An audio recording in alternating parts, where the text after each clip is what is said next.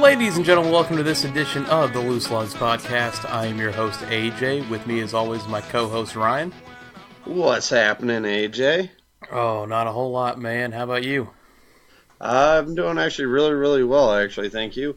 As last week, people heard, my father was in the hospital, had surgery Wednesday night.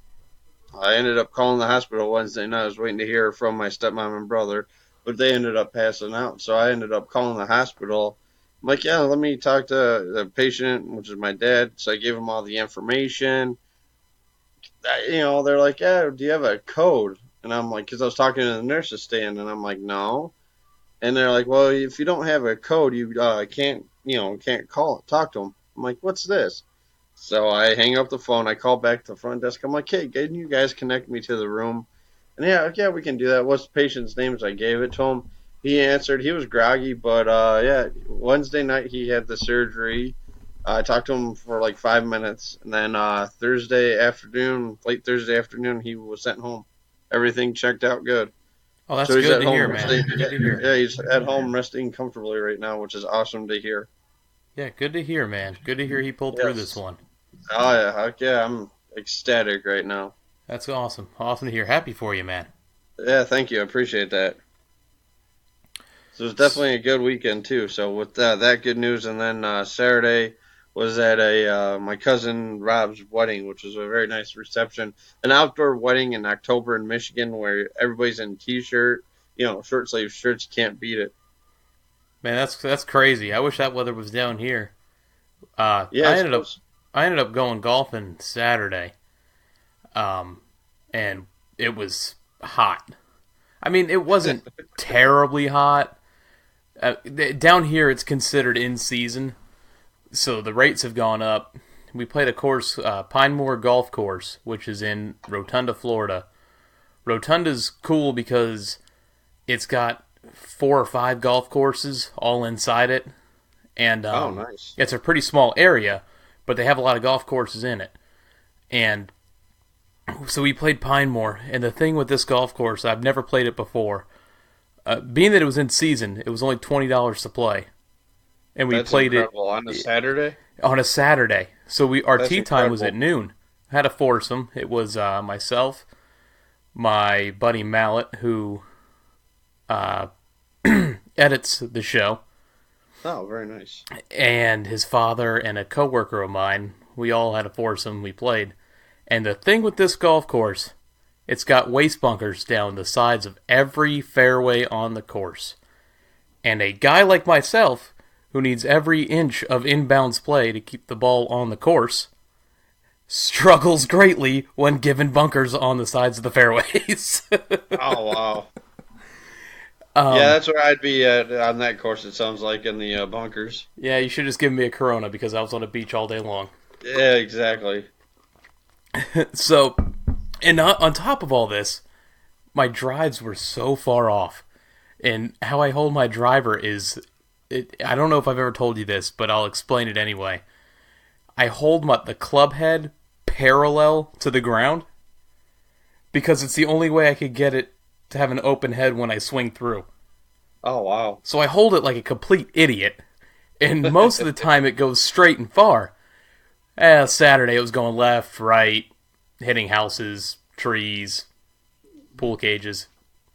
Yeah, I think I've done that once or twice. My brother and I were at a course. I think it's called Inkster. Yeah, it was called Inkster Valley, and it's a nice course, tough course, narrow course.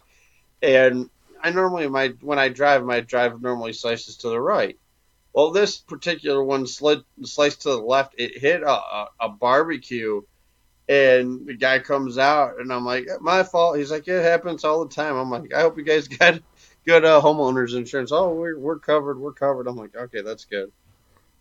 Yeah. I'm thankful that they all have insurance there because it could have been a pretty penny out of my pocket this weekend. Yeah. Oh yeah. It could have been for sure. But yeah, I guess if you live on a golf course and your house is anywhere near, I know in Michigan, if you're anywhere near a hole, you have to have get the homeowners insurance plus to protect from the golf balls that fly over there. Call that AJ insurance. There you go. But yeah, what did you do yesterday?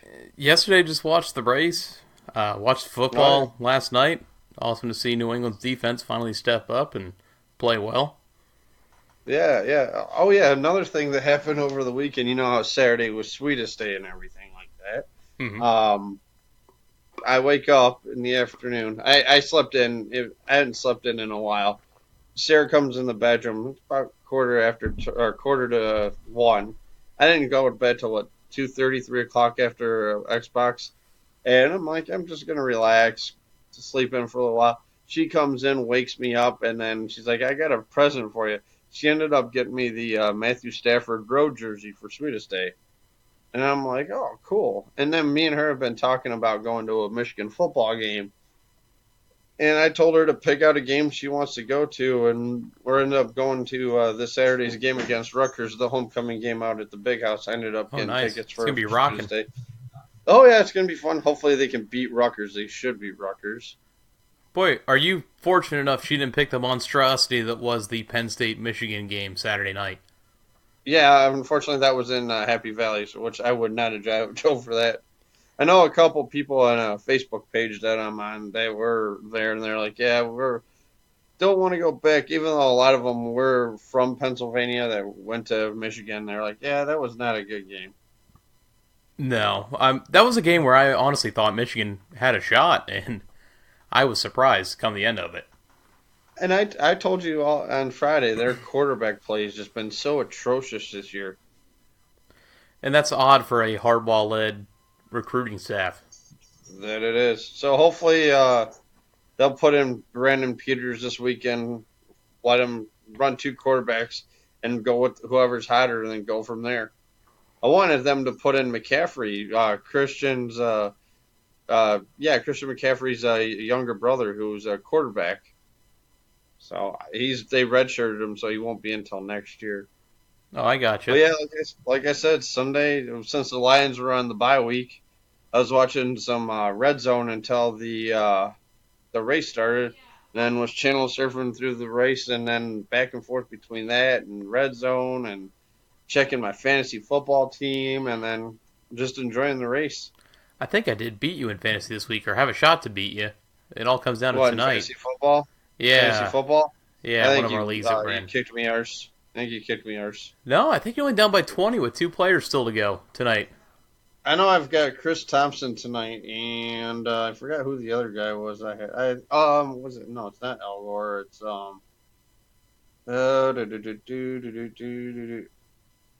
the Philadelphia kicker.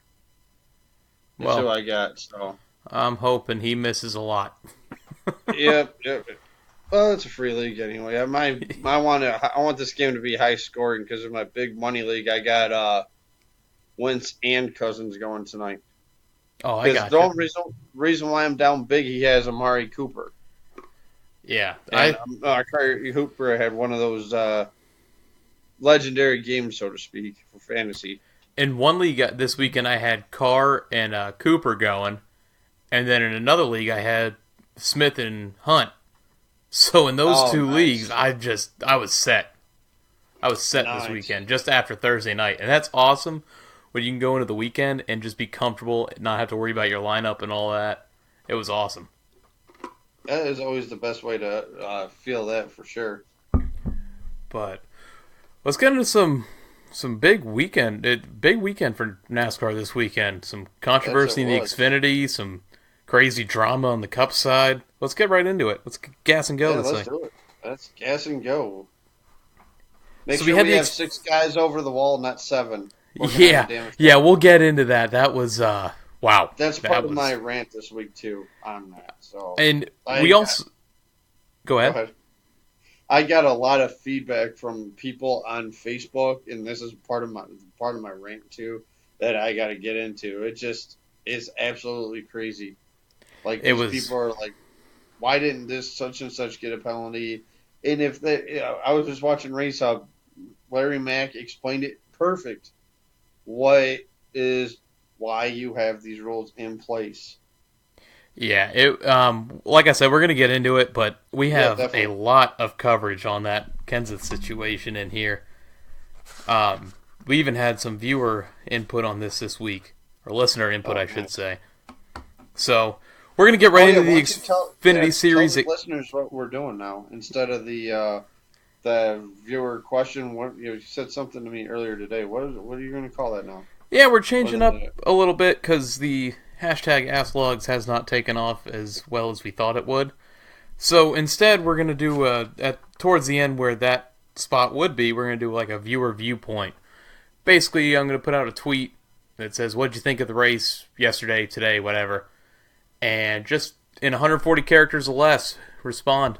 Tell me tell us what you think, and we'll feature it on here and we'll discuss what you said. So we're going to do that, but first, let's get into the Xfinity Series at Kansas. That's right. We had a first-time winner this week. Yeah, Christopher Bell. Many more to come from that young man. Especially being in Gibbs full-time next year for the Xfinity side of things. Oh, yeah. And I don't know if you watched it. I didn't watch most of the race. I didn't watch. I think I watched a little bit in between segments 2 and 3. Yeah. And I guess the race, was it moved up because of the rain? Yeah, I think it was moved up because I know they had threatening weather there all weekend. Like yesterday was a beautiful day, but they had heavy rains later on last night or Saturday night, excuse me. But that's why they moved the race up. And like I said, you told me to watch the ending of it, so I skimmed through it a little bit of it. I saw Sadler spun, but he ended up getting I think it was a top 10 finish, but then the finish, we'll probably dive into that, though. A lot of people are calling it dirty. I'm calling it a racing incident. Yeah. The race was moved up, and I was watching at the time, I think it was the Alabama-Tennessee game, and this is after I got home from golfing, which was probably about 4 o'clock, and I saw that the race was, at that point, only an hour old, according to the TV, so I flipped over to it to see who was winning. And there was like 20 laps to go in stage 2. I was like, what? How? Wow, this is the quickest race ever. And then come to find out they moved it up. Were really short. Yeah, the stages were really short in the Xfinity race. Well, hey, I'm okay with a race going quick like that. Yeah. When it's got a bunch of Cup guys in and you kind of know who's going to win, except for this week, it was the exception to that. I don't mind them making them shorter. No, not at all. But the controversial finish that you're talking about involved basically the same move that Carl Edwards tried to do on Jimmy Johnson back in 2008, I think it was. Yeah, 2008. Yep. At Kansas, diving into the corner on the final. What's that? Ironic, Kansas. Yeah, it was ironic that it was Kansas. Dive bombs into the corner, comes up the track, and instead of hitting the wall and Johnson going under him, in this situation, Bell comes up, gets into the wall a little bit, and Eric Jones was right behind him, ran in the back of him. Plowed right into the back end of him. Ruined Jones' chance of winning the race, and Bell skates off with his first victory in the Xfinity Series. My question for you, which you've already had answered, is, was it clean or dirty? And I've got to say, it's a racing deal. I agree. It's a racing deal. Jones should have done the crossover. He's been in Cup long enough. He raced in the Xfinity Series. He raced in truck. He's got to know how to pull off the crossover by this point in his career. And that's what you got to do there. A lot of it, where's the spotter be like, hey, he's coming up the track, Hey, you hear Kozlowski's radio, like I'll be on the Skinner out at the races, and Kozlowski's spotter, one of the guys I listen to, is always giving them where every car is, even if Joey there's Meyer. a car. Yeah, Joey Meyer, yep. 3 car lengths behind you. He's up high. He's up low. Where's the spotter? I'd be like, okay, he's sliding up the track. He's sliding up the track. I mean, granted, they're going, 180, 190 miles an hour, though. You can't do a quick decision, though. But, like I said, that's a racing deal. Bell went for it. He's seen the opening. He went for it. And kudos to him for getting the win. And Jones, at the end of everything, came out after the race and was saying that, well, this isn't dirt racing. And it's like, no. But this guy's racing for his first career win in the Xfinity Series. You're a Cup guy. This ain't your series, buddy. He's going to do the same thing when it comes down to his first Cup win, which he could have had at Bristol, but he never did. You know, you Now, got to block all that track. You got to go where you see an opening. You got to go for it. now you might not be racing for points, and neither is he. But this, you know what this does for next year when Bell's in the Xfinity Series, now that the first one's out of the way? Yep. All that pressure's off now. Now he can go in there and win a championship next year, which I think he's going to do. Yeah, especially with Byron out. So, probably will. Yeah. I understand Jones' frustration at the time, but I want to say looking back on it, he's got to understand that this is a racing deal. You know, this happens. They're both, like I said, they're both going for the win. Bell saw the opportunity. He went for it.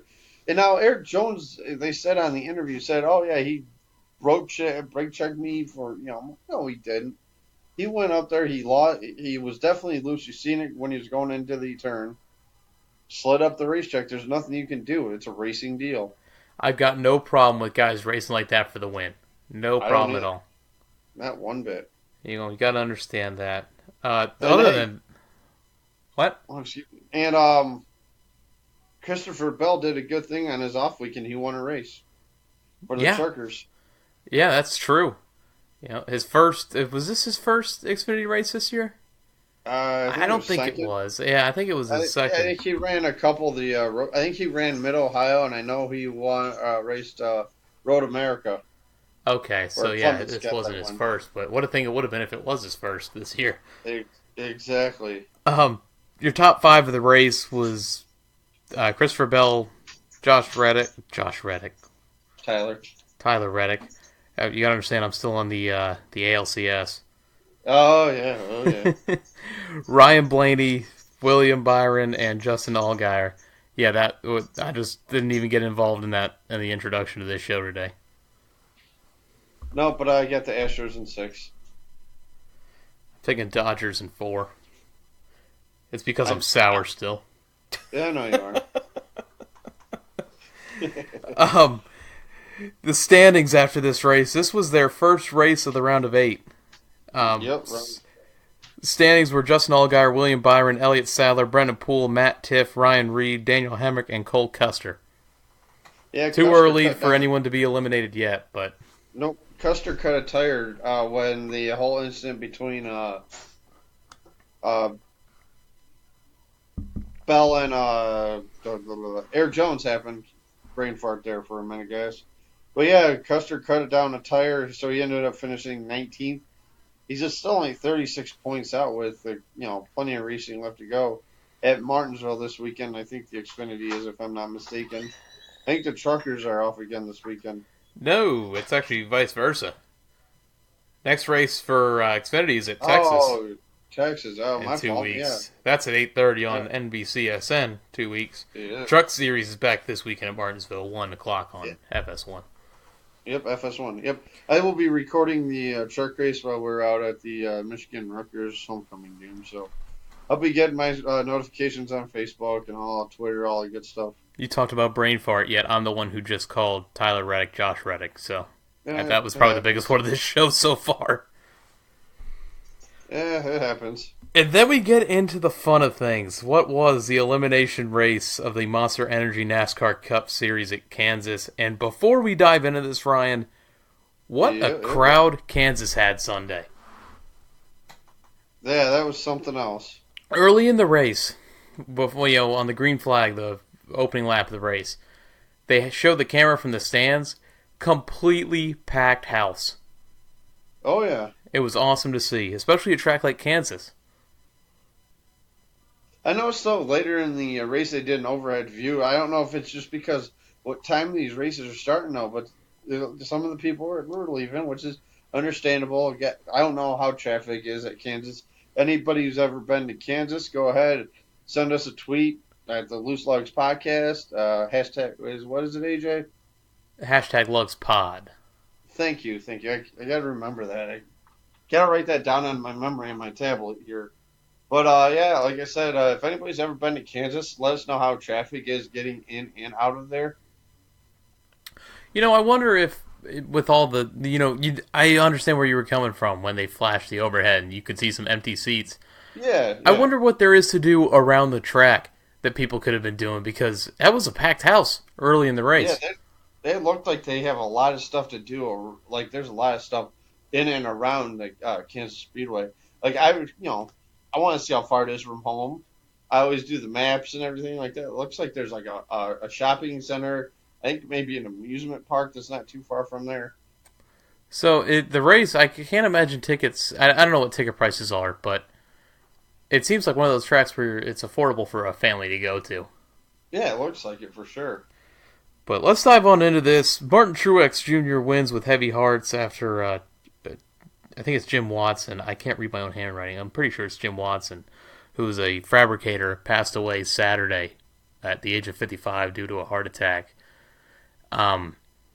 So this is a situation where the team is racing with heavy hearts. They get put into their backs against the wall spot in the race where they got penalized on a restart, and they come back to win it. And what an emotional victory it was for that team, and it was something to see. Yeah, you've seen a lot of the crew members after the when they're they show Pern. One of the crew guys, maybe definitely related to the gentleman that passed, and they were just. Yeah, I know who you're talking about, and I don't know what the relation was there. There's got to be some type of relation there. Maybe a brother-in-law, son-in-law, somewhere along those lines. And you can tell out of the car when they did the interview with Truex, he wasn't his normal, I mean, he was happy, but he wasn't like the ecstatic, excited, winning Truex that we become known to this year. You could definitely tell that team was racing with heavy hearts yesterday. Oh, yes, they were. But like I said, that was awesome to see. In another side of this race, there were some big names that got wrecked and eliminated from this playoff. Yeah, we should see how our picks are doing for the last round, because I think we both said we thought Harvick was going to get eliminated this round. He's out of it. Right so let's just sum this up real quick. Yeah. Larson blows up stage 1. Was it stage 1 or stage 2? I think it was either it was late. Stage 1. Yeah, it was stage 1. It was stage 1. The end of stage 1. Yep. Because his caution, I think, ended the stage, didn't it? Yep. Ended the stage where Kyle got the stage 1. So Larson blows up. He's out. Then Jimmy Johnson gets loose off of 4. They have a restart. This is when the big one happens, and Eric Jones goes airborne. No, Johnson spun twice. He spun the first time through the grass. We're getting into that one. Oh, okay. So I don't know if it was while the Jones crash was happening that he spun, or was it before that? No, it was before it. It was because Johnson. Okay, so it was before it. Okay. Went through the grass. They were on the 5-minute clock. He went back out. They went back to green. Didn't even make a lap, and then he spun again. Comes back to pit road again. Still on the 5-minute clock, mind you. Gets back out there, and then the very same the following restart is when the Eric Jones wreck happened, like the big one at Kansas is what they were saying. Yeah, there was a stretch in there where I was actually on Red Zone watching some football, and I had gone back to it just as the caution ended. Or not the wreck had just ended, the Eric Jones crash. Oh, so I thought Johnson had spun in that. No, he actually got through it, which was the incredible thing. Yeah, he did. So Johnson spins twice. Now it looks like he might get eliminated. Then Eric Jones decides he's going to do his best, dismount and all that during the big one at Kansas. Daniel Suarez plows into the door of Eric Jones. And how those two drivers walked away, no limps, bruises, or anything, I am shocked as hell. I'll never understand that. It's the safety of these cars now, which you gotta give NASCAR credit. The safety engineers, kudos to keeping these guys safe. Yeah, they may get bruised, battered, and banged up, but for them to get out and walk away after that wreck, I thought he was gonna go over on the hood because we were watching it live. And Sarah gasped when she's seen it. She's like, "Oh my!" Like a good old JR. Oh my God! That wreck looked worse than any wreck we had at Dega last weekend to me. Oh yeah, I still don't think it's worse than the Almirola Danica Logano wreck. No, which also happened in Kansas this year, wasn't it? Or was it Yes, it did. Kentucky? Yeah, no, it was Kansas. Was it Kansas? Yeah, okay, so Kansas has just been the bearer of bad wrecks this year. It's something though. People are like, they were saying on Race Hub that it looked like Talladega. Regan Smith said that. He's like, It really did. He said that on Twitter yesterday too. It looks more like Talladega than it does Kansas. Mile and a half. So in the midst of all this wreckage going on, Matt Kenseth gets involved. And this is where everything turns south this weekend. Yep. So Matt Kenseth, this is before the red flag is even displayed, or was it displayed at this point? I don't think it was displayed yet. No, it wasn't displayed. Kenseth comes to pit road, has his guys start working on the car, and one guy, they already have 6 over the wall, one guy comes over with, I think it was like a hacksaw or sawzall. Yep. And starts going to work on it. Well, you can't do that. That's 7 men over the wall. Now his day's done. So Kenseth goes back out on the track. NASCAR calls him back to pit road, says their race is over, and even Kenseth was confused over the radio by how all that had happened. He was shocked by it. You heard it in the radio. But I guess Larry McReynolds was saying too, because he was listening to their spotter or their team communication. Radcliffe said 7 guys over the wall, I guess, is what Larry Mack said on Race Up.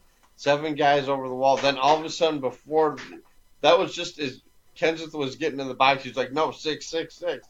And then the 7th guy went over the wall, though. That was just miscommunication on I think the crew chief's fault right there for that. Yeah, the rule is you can have 6 guys working on the car, 1 guy servicing the driver. Yep. Well, in this situation, they had 7 guys working on the car. And with that, people were saying, well, what about Johnson? He had 7 guys over the wall. Well, Johnson's 7th guy was taking a tear off on the windshield. Therefore, that is legal. And they showed it in the rules, too, on Race Hub, that if you have 7th guy over the wall, he is allowed to tear out the windshield off, give the driver a cold beverage, and there was something else they're allowed to do. And that's it. There's no... Maybe clean the grill? Was it clean the grill or something like that? I think maybe clean the grill. There's no pulling back sheet metal, anything along that line, tape, nothing. Per the rule, Kansas team's in the wrong. And we're going to get this in the viewer viewpoint later, but I think this is... And the rant. This is a situation where this rule needs to be revisited, because this should not be an end-of-the-race penalty. All right. This should be tail end, longest line, or, you have to stay on pit road for a lap, what have you. I'll do my rant right now, because this ties in perfect to my rant. My rant is due to the fact, though, that it's in the rule books, you have 6 guys mandatory over the wall to work on the damaged car. You can't, especially with what's going on right now, the playoffs, everything like that. Kenseth doesn't have a ride next year. Jeff Burton brought up the point yesterday. What's he going to do if he's trying to win a championship? Granted, yeah, I still think he's going to get a ride. But, like you just said, hold him on to pit road, for a lap. But if you're on the 5-minute clock, fix the car, run a lap, make that speed. If you can make that speed, NASCAR will pull you back into pit road, hold you for 2 laps. Yeah. And then send you back out on your way. If you can make up those 2 laps, you're back on the lead lap. Yeah, this is, like I said, this is a rule that needs to be revisited, because in a situation like this, when stakes are high, the pressure and the nerves are at an all-time high. This is not a situation where a badly made rule or badly executed maneuver under the rule book has now cost a guy a playoff spot. Yeah, exactly. And I'm not the world's biggest Matt Kenseth fan right now. I mean, I respect the guy, but for him to get eliminated like that is unbelievable. But I guess this happened last week at Talladega. DJ Kennington, and there was another car. It was Johnson. They got They got Johnson was working on the car before the red flag lifted, but DJ Kennington and it was another smaller organization. I think maybe Josh Wise, maybe they had 7 guys working on the car, and obviously the broadcast didn't focus on that. And I guess that Larry Mack said that on Race Hub. So, which it would be nice. I mean, yeah, these underfunded teams, let us know what's going on. Yeah, it's all about TV time is what it boils down to. Yes, it does. So, I guess we're kind of in the same boat here, though. This is a revisit this rule in the off season. I know how fans complain that there's too many rule changes, and then they call for a rule change. Then the rule change happens, and everybody starts complaining again that NASCAR is changing the rules again. But this is definitely a rule that needs to be revised. Yeah, because there were so many people last night on the on Facebook, on the NASCAR on NBC page, even the Fox Sports one. I'm commenting on there, and even Letarte and Burton, and I think Rick Allen even said it's in the rule book that you cannot have 7 guys over the wall, unless the other guy, the 7th guy, is doing a tear off, handing the driver a drink of water. I swear at least 30 or 40 people were like, why didn't Johnson get eliminated from the race? Why didn't Johnson get eliminated from the race? Look at the rule book. It's right there in the rule book. Yeah, Johnson's was by the rules, but... Yeah, exactly. Yeah, I don't know. I spent so much time yesterday in the final half of this race trying to wrap my mind around how this could be changed. Because this has killed that team this season. Yeah, exactly. And like you said, Kansas doesn't have a ride next year. Nope. Who's to know if he even gets one next year? Maybe he just moves back and... Where is he from? Wisconsin? Yeah, Wisconsin. Maybe he just goes back to Wisconsin and just starts racing short tracks and dirt tracks around there, This could be the last time he's got a shot at a championship at NASCAR, and by the rule, he was in the wrong. And like I told you yesterday, rules are rules. That's how they're made. Exactly. At least they're implementing it the way it's supposed to be, but it needs to be revised. It's like with what happened to the Lions against the Falcons, where the referee called it a touchdown. They have to go to the replay to determine if it was a touchdown or not. 8 seconds left on the clock. It's a 10-second runoff. Really? You're gonna lose a football game like that. Like, for example, for Kansas, him losing a shot at the title because of that rule right there. Hey, 2 things about that. 1, we beat the Falcons this year, and 2, the Falcons found a way to get away from the blowing a 28-3 lead joke. They just found out that you don't even have to have a lead. This way you don't blow it. No lead, exactly. But yeah, like I said, for Kansas to get eliminated like that, I think that's kind of bold. But hey, NASCAR is sticking to their guns. Like, hey, no more than 6 over the wall working on the car. Yeah. I'm okay with that then if that's how they're going to do it. But like I said, in the off-season, let's take a look at this again. Exactly. Let's get into the top 5 of the race yesterday. Martin Truex Jr., Kurt Busch with a great finish as 2nd place. Ryan Blaney, who a lot of people had out of this chase, finishing 3rd. I did too. Chase Elliott finishing 4th, and Denny Hamlin rounding out the top 5. And your eliminated drivers were Kyle Larson, Matt Kenseth, Jamie McMurray, and Ricky Stenhouse Jr. Stenhouse also had trouble early on. I think he blew a tire or something, hit the wall, which he hasn't been able to stay off the wall the entire playoffs. Nope, not at all. Yeah, even the race he could have, had the best chance to, he ended up hitting somebody at Talladega. Yeah. So your standings for the round of 8, Martin Truex Jr., Kyle Busch, Brad Keselowski, Kevin Harvick, Jimmy Johnson, Denny Hamlin, Ryan Blaney, and Chase Elliott. Who's out, who's in? Obviously, I'm keeping Truex in. Gonna go Brad.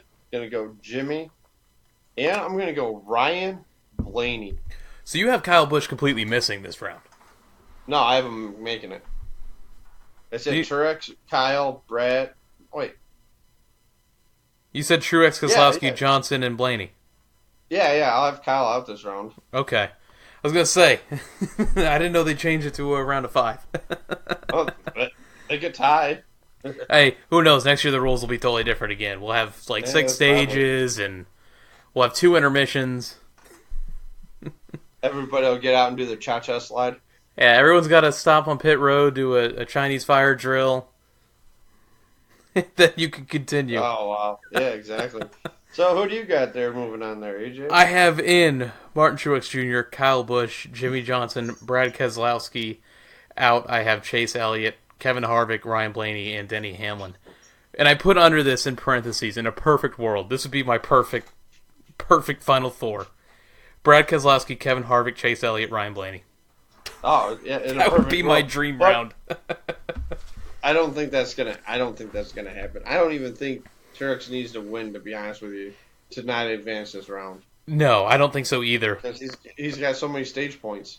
But as a next year Chase Elliott #1 fan, I would think he wins in the next 3 races. Whether it be Martinsville, whether it be Phoenix, whether it be Texas. I think he wins one of the 3. And honestly, I'm circling Texas. I'm circling Martinsville. You think so? Yep.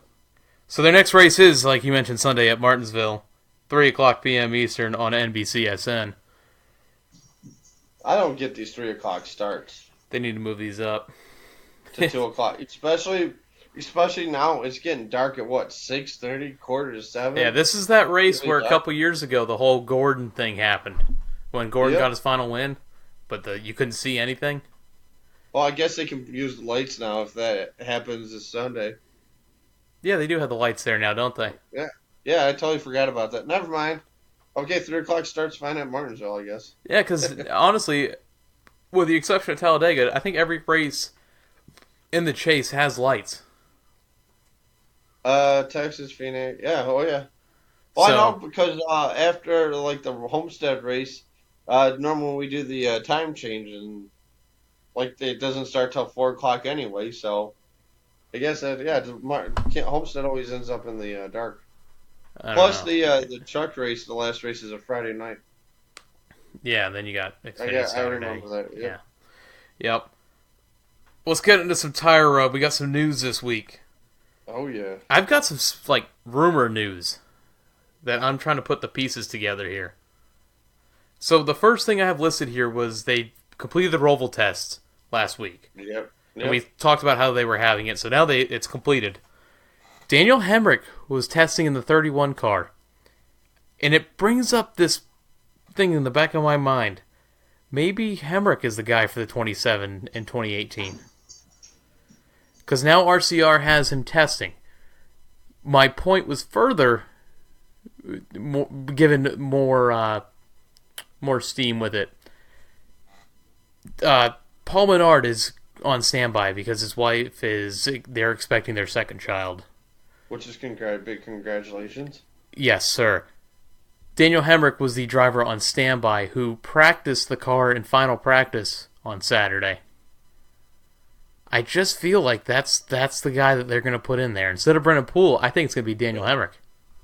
Could be Hemrick. He's got some skill. It seems like Richard Childress has put in a lot of his faith behind Hemrick in these last couple weeks. It seems like. And by the way, what did you think of that Roval testing?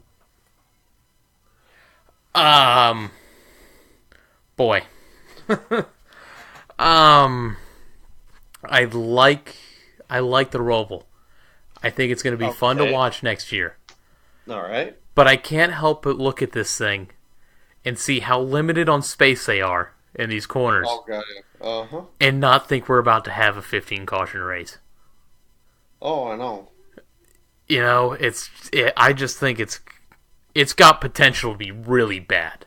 And not really bad from the viewer standpoint, really bad from the damaged race car standpoint. Well, you got to think, how the heck are they going to do pit road? What it normally is the number one stall for, the Coca-Cola 600, everything like that, unless they move that back. Yeah, I have no idea and then when you come off a pit road, you have to make an immediate sharp left-hand turn. Yeah. Yeah, I can't wait to watch it. I was watching, I don't know if you've seen any more video. I've seen a lot more video. And when they're coming off the Roval going onto the main track there, that turn they make, are they allowed to go below the white line, or do they have to go all the way out onto the banking? I I mean, what's have the deal with no that? clue. And I'm just saying, I don't care who New England's playing. I don't care if the Yankees are in the World Series. I'm going to be glued to the TV when the Roval comes around. Oh yeah, I am too. It's going to be interesting. I'll tell you that one. Oh, it's going to be Who very knows how interesting. long? My personal opinion is I don't like that turn 17 and 18. The little That little, chicane they have, yeah, I don't like that low chicane at all. I really there's going don't. to be cars flying through the tri-oval. Oh yeah, yeah, exactly. It's, like I said, it's got potential to be catastrophic. Yep. But I can't wait. Well, we'll wait and see what happens when they get out there and get going. Moving along I think here, they we might get have another test there too. I heard. probably in the off season, I would think. Uh huh. Moving on here, we got a Cup debut this weekend at Martinsville. Kyle Weatherman making his Cup debut. Nice. He was, if you've probably heard the name if you pay attention to the ARCA series. Yes, I do. Kyle Weatherman was a veteran of the ARCA Menards series or Menards ARCA series, whatever it's called now. Goodyear expects a contract extension. They just had a tire test of the Roval. How do they not expect an extension for a track that they're racing at next year? Yeah, it's like And we're gonna send a Goodyear tire test, but we're not gonna re-up with Goodyear. yeah, we're gonna switch to Hankook next year. It's gonna make a lot of drivers angry, especially one Kyle Busch, that Goodyear's with the tires. Yeah, we're gonna move on. Testing at Homestead this week. A couple chase drivers are in there. Martin Truex being the notable one. This has to help. Oh, of course. Getting and a driver who's potentially in the Final Four already. This will probably help. And I already got him penciled in. yeah, he's got to be on everyone's. Hey, didn't you pick Larson to win the championship? He was in my top four. I think I had him winning it. Boy, that took a shot this weekend to no fault of his own, though. Yeah, exactly. Eh, go ahead. I guess they're as soon as that car got back to the shop, they took the engine out. They're trying to find out what's wrong with it, what happened to it. Make this because it's affiliation through Hendrick Motorsports too. Yeah, I know that a couple Hendrick guys were over there trying to test it out and see what was wrong with it and all that. Last thing I got on here is Aspen Dental is not returning to NASCAR in 2018. If you don't get TV time, if you don't finish in the top 10, 15, you're going to lose sponsorship. And this brings back my point of how does Matt Kenseth not have a ride next year? Yeah, you seen in his interview yesterday when he's thanking DeWalt for being a sponsor for like 17 20 years. 20 years off and on in the sport, he says. Yep. I don't get how they cannot, how he does not have a ride. It just baffles me. I have no clue. Oh, I also seen, too, but it definitely sounds like Bubba is going to be behind the 43 next year at Richard Petty Motorsports. Yeah, I'm going to be interested to see what comes of that because I think there's pretty good possibility we do see Bubba in a Cup car next year. That's my opinion on it. Yep, I think he's going to be in the 43. I would saw something with Domino's. That'd be awesome. This is going to bring us into our new segment on the show. Let's do it. Very exciting new segments. I love when we debut new segments, new pieces to the show. So let's get to it. The viewer viewpoint this week. We have William at the Wilson _Wilson 429, and he tweets out to us. It's not really about the race, but fans need to put up or shut up with these rules, or at least know that they aren't mid-season additions. I have to agree 100% with what this gentleman is saying with this question. There's people, I think they just want to pay attention just because they know if you like a certain drive, it ruffles people's feathers. It really does. And now, for people like, oh, this is a dumb rule. This is a dumb rule. Well, it is what it is. I mean, like I said earlier on, Ryan, the people complaining about the rules are the people that complain that the rules change too much, and then they complain when then they're wanting the rule to change, then the rule changes, then they complain again. Exactly. Those are the people that you're seeing complain about all this, and I agree. People just need to put up or shut up. Have one or the other. Exactly. Because if you're saying that the rule changes are killing the sport, yet you're complaining for a rule to be changed, and then complaining when it's changed, God, shut up. Amen to that. That's a very good question there. I like that. So I like this, what we're going to do. And like I said earlier, if after a race, let us know how you think of it. We'll discuss what you say on the show and give you some feedback to that. So that does it for that viewer viewpoint of the day. We're going to get into some social spotlight now. We're up to 149 downloads on Podbean, 57 followers on Twitter, 56 likes on Facebook, and some new followers of the show this week include James Darrell Pierce at GoManGoHemi20. We have Cliff at Over the Wall Race. We have Ron Day at Captain Ron 16 and Happy for Harvick at Kim Kawada. I think I said that right. I hope I did. If I didn't, I'm sorry. So thank you for coming along for the ride on the show. And we hope you enjoy. Definitely. We love doing this. We have our usual suspects podcast shoutouts this week at Lap Traffic PC, at PTM Podcast, at MOATF Podcast, and at the BNR Podcast. Make sure you go check them out. New shows drop every week with them, and they are all great listens. That they are. Follow us on Twitter at Lugs Podcast and tweet about the show using the hashtag LugsPod. Like us on Facebook at the Loose Lugs Podcast. Subscribe to us on iTunes, Podbean, and YouTube by searching the Loose Lugs Podcast. So, we've come this far along in the show. We have no Ryan's Rant this week. Well, I already put it into the show. In this part of the show, we don't have a Ryan's Rant because it's already been done. So let's get into the white flag.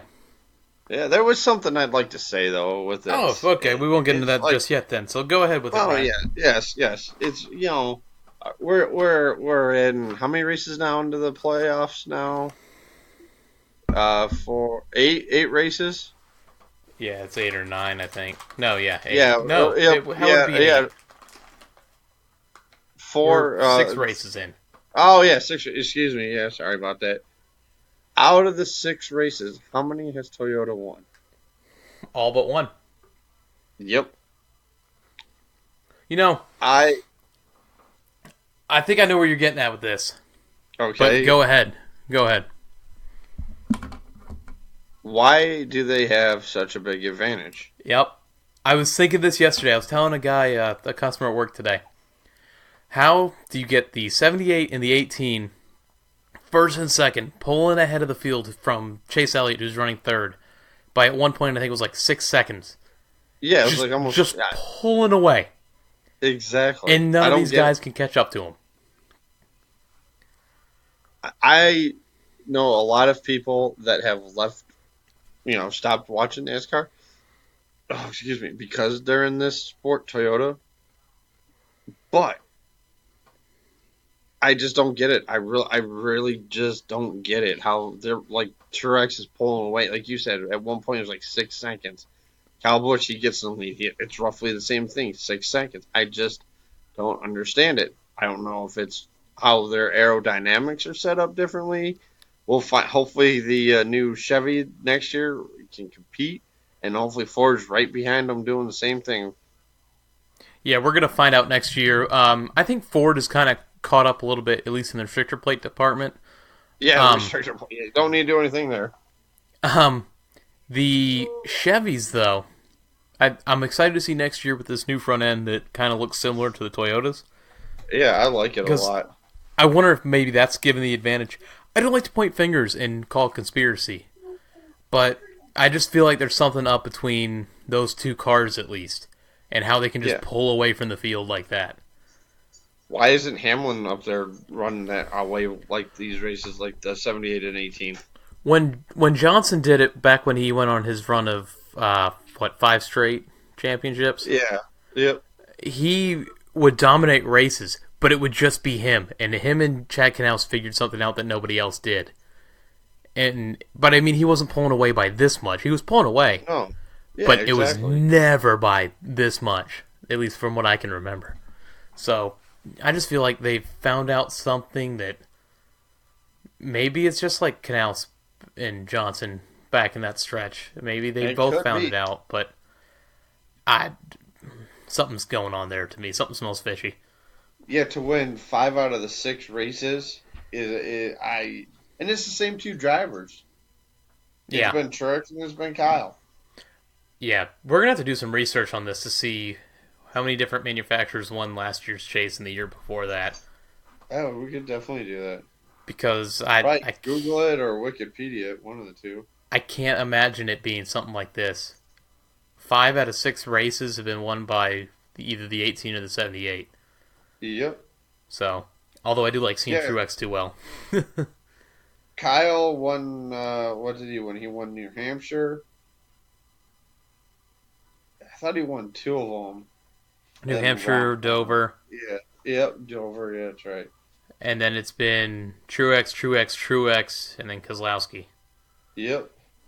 So, Yeah, like I said, like you said, AJ, the Fords have got something figured out at these restrictor plates. yeah, if we put 2 restrictor plate races in here, maybe Ford's got a shot. And I tell you what, I think this is why NASCAR's trying to make these changes. Like we've said, like we've all said. I think it was Forever TH that asked the question about adding a road course, and people are asking about too many mile and a halves. There's way too many mile and a halves in here. I think Bristol, I think Martinsville should be in here. I think Talladega should be definitely keep it in the chase. Put Watkins Glen, put California in it. I mean, yeah, add a couple mile and a halves, but not all mile and a halves. Yeah, some news article came out today saying that the race weekend in California generates a ton of revenue for the areas around that track. I can't remember where I read it, but there was some story about that today, what you were saying. Yeah, it's in Fontana, I know that. Which is like 40 minutes outside downtown LA, I think, if I'm not mistaken. I wonder how many races at mile and a half tracks this season that the 78's finished in the top 5. They figured something out at these tracks that no one else knows about yet. I can guarantee. I bet you they. It's got to be more than that. It's got to be more than that. Once out of the top 10. I think their lowest finish at a mile and a half this year has been at least, I'd say 12th. And it had to have been because they got a penalty or some misfortune on pit road. Yeah, or I know that there's a couple races that like he was leading and then that late race caution came out, but he still ended up in the top 5, second. I mean, they got something figured out though, and I don't know if they're doing anything underneath the car that they shouldn't be doing. I just don't understand it. Why him and the 18 have way more speed than everybody else. Like we were watching qualifying. This was what race was it? It was a race he won the pole. He won the pole and was 0.2 of a second faster than the guy that was in second place, which is absolutely insane. Yeah. But yeah, we definitely got to do a little research on that and find out the difference. Maybe on next week's show we can do that. Yeah.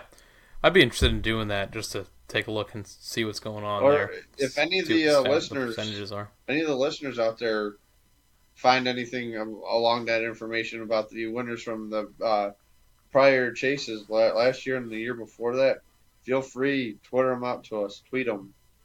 So that reminds me, we do have that giveaway going on. I think we're going to put that into effect now. So what you're going to do is take a screenshot of you subscribing to our show, whether it be on iTunes or Podbean, and then take a screenshot of you rating us on those two websites. Or, one or the other. Doesn't matter.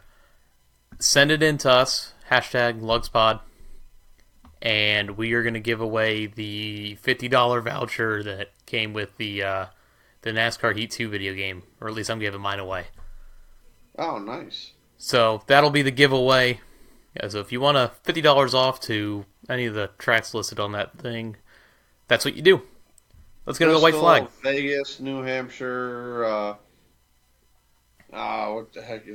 Vegas is on there. You said Bristol Atlanta's on there. Yeah, I said, of course I said Bristol. Charlotte's on there. Lowe's, whatever it's called now, is on there as well. So we get into the white flag this week. It's our predictions. I'm first this week. Asking who you're going to pick. It's a good choice. I'm sticking with the same picks I had last week. I'm going with my winner as Jimmy Johnson, and my sleeper is Kevin Harvick.